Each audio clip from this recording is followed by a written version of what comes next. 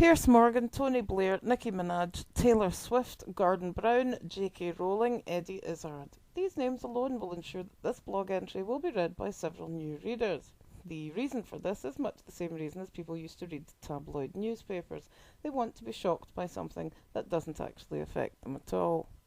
Yesterday, Nicki Minaj's many complaints about Anaconda not being given an award, despite her having followed some formula she had seen in Marie Claire about nudity in pop videos, were very, very significant on Twitter, aided and abetted by Piers Morgan's counter-complaint that she had not realised how terribly important his children were once upon a long, long time ago. May I remind you that none of the people in the first row of this article wish you well or intend to promote you or your work in any way. They are just generating publicity to line their own pockets. It used to be referred to as being a lickspittle back when the general population still had a decent education. You are welcome to look this up. They distract you from the truth so that you continue with your lives and do not take any action to better or help yourselves. Spokespeople for the establishment who would like to make sure that everything stays the same. Anaconda was not a particularly bad video. Indeed, for a song which must have taken Nicki Minaj all of 20 minutes to write, I'm sure she put a great deal of work into it.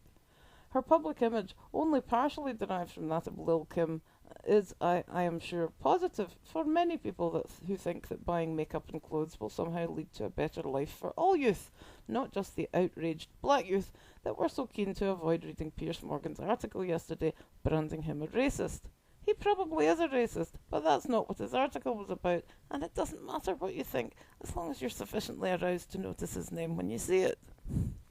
Do not be deceived. Piers Morgan is trying to revive his profile in America because he would like to be on TV. We in the UK, as with Russell Brand, are delighted to oblige you with as many annoying celebrities as you care to pay. Nicki Minaj is complaining for your attention. Taylor Swift, the current darling of the establishment, already has it. Meanwhile, in the UK, we have the same sort of illusion in politics. Tony Blair is pretending to care about the Labour leader election because he wants a right-wing acolyte party that closely resembles the Conservatives. He also wants to distract you from his charging £330,000 for appearing at an event for world hunger.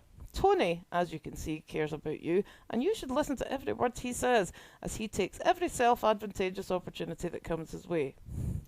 Gordon Brown, a man now so hated in Scotland that he dare not stand in his own constituency, also thinks he will up his after-dinner speech fee by pretending to come out of retirement to save the Labour Party, a party so hamstrung by the cult of personality that nobody can make a decision until someone else tells them to. Even well-established authors are not immune from this fame-whore behaviour. J.K. Rowling, an English author who chose to live in Scotland, invested heavily in trying to sway the Scottish referendum. Since then, she has continuously complained that she is not liked in Scotland. She has had many column inches, varying from how great she is on Twitter to how great she is on Twitter. She has done very well with her spare million in terms of column inches and potential placement on the honours list. Eddie Izzard, a rather faded star these days, also felt that Scotland was a good publicity opportunity, and so he and a few media friends came up to support Jim Murphy, a politician so dreadful that he tried to associate himself with a can of Iron Brew during his campaign, because Scottish voters are clearly very stupid, according to Jim. Are we clear on this yet? None of these people care about you at all. They do not care about your life. They do not care about politics. They do not care about bettering the world. They do not care what happens after they die. They are not lofty, special beings. They are here to make money and get ahead. They just do not care. Almost all the news is just a distraction to make you think you're keeping in touch with reality. You aren't. Let me give you an example. During Gordon Brown's term, a news programme came on TV. 2 stories were of note. 1. Children of women who stay at home do better at school. 2. Chinese people rescuing baby pandas from a flood.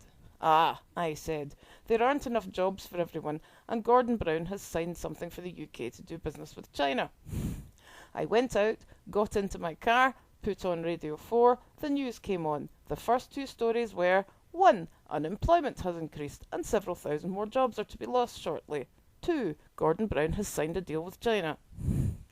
This is reality. There is no them and us. There is you, and then there is the power-hungry fool you vote for, bought a newspaper from, or bought music from. You need to take your wallet and give it a long, hard stare. As I've been telling you, it's all a distraction.